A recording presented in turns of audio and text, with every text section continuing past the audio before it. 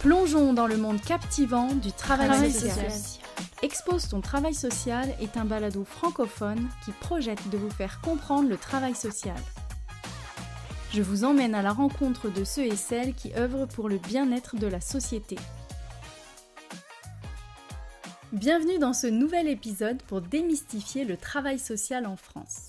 Aujourd'hui, j'accueille Joran Legal, originaire du Finistère, qui s'est d'abord engagé dans le secteur de l'animation socio-culturelle et de l'éducation populaire, pour enfin se diriger vers la formation d'assistant de service social.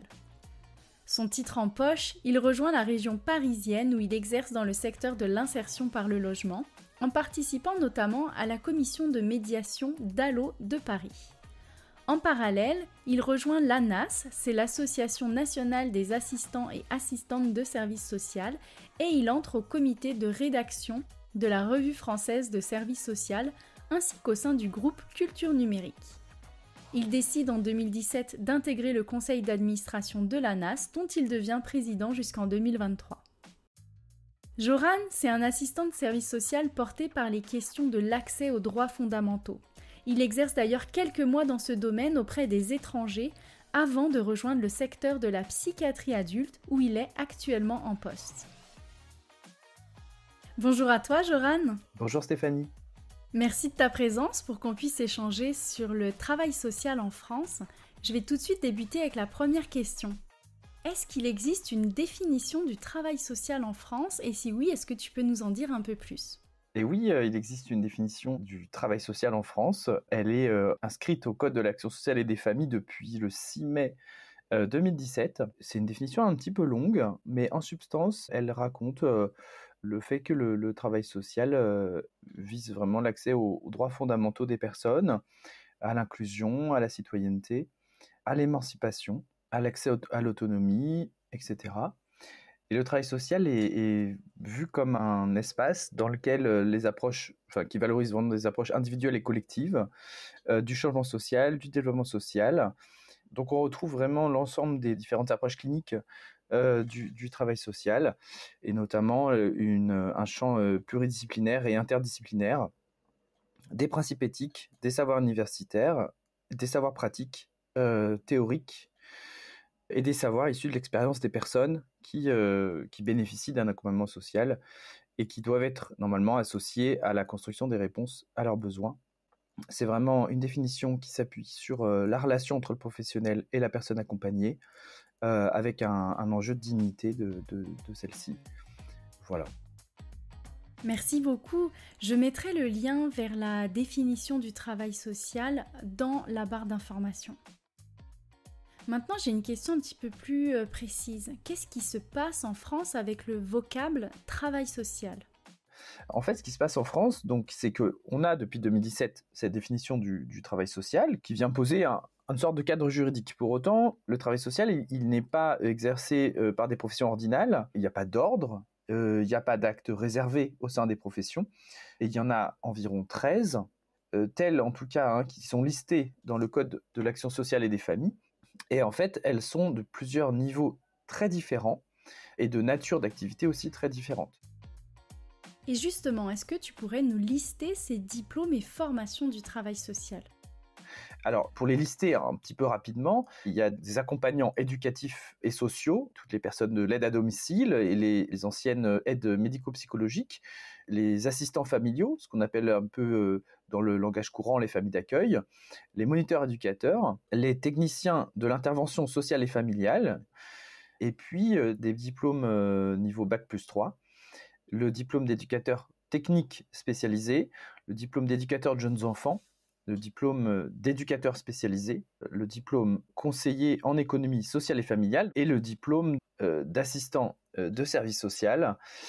Et puis enfin, il y a les diplômes d'État, donc de médiateur familial, de chef de service, le CAFERUIS, d'ingénierie sociale, le DIS, et puis de directeur, le CAFDES.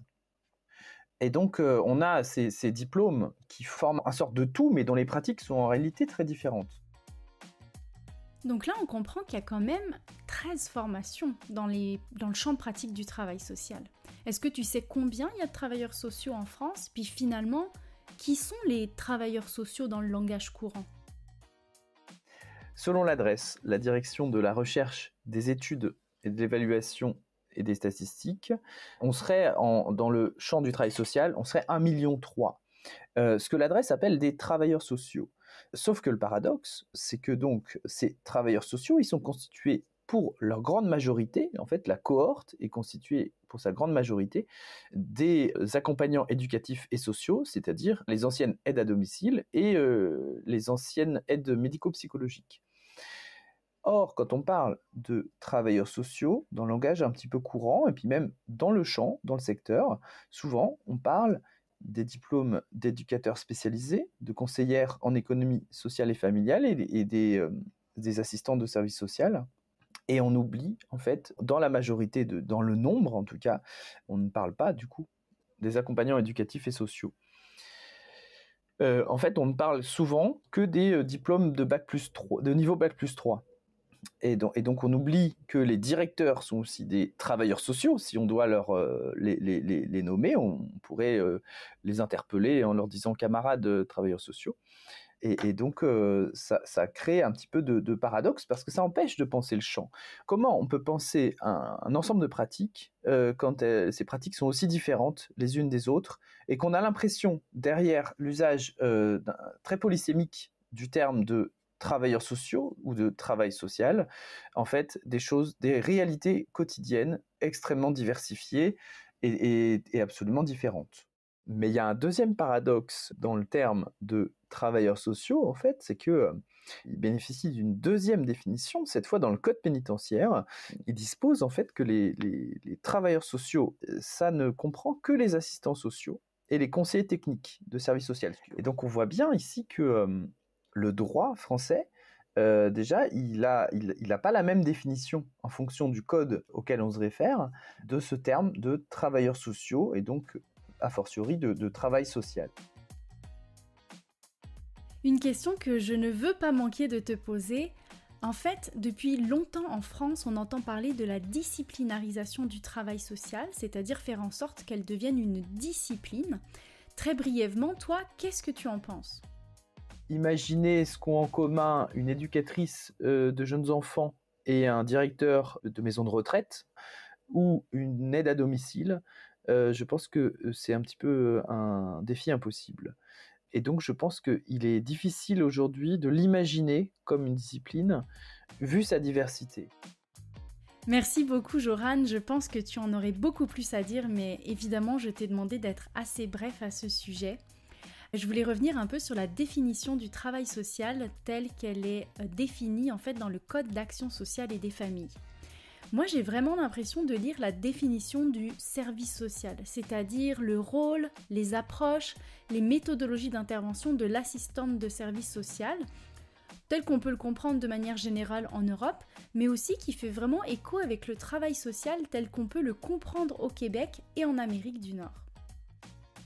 Et oui, en fait, je pense qu'elle est un peu taillée pour les assistants sociaux et pour le service social en particulier, notamment parce que voilà, il décrit ses méthodes cliniques, ses méthodes d'intervention.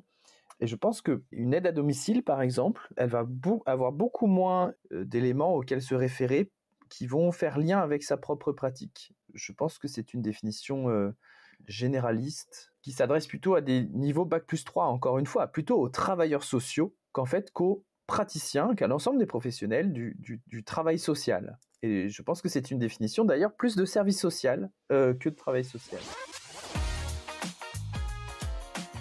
Eh bien, je vais me permettre de terminer cet épisode avec ce mot de la fin. Merci beaucoup à toi Joran pour avoir participé à cet épisode pour tenter de démystifier le travail social en France. On te retrouve dans un prochain épisode pour échanger sur la profession d'assistante de service social en France. Et n'oubliez pas, on se retrouve aussi la semaine prochaine pour un nouvel épisode.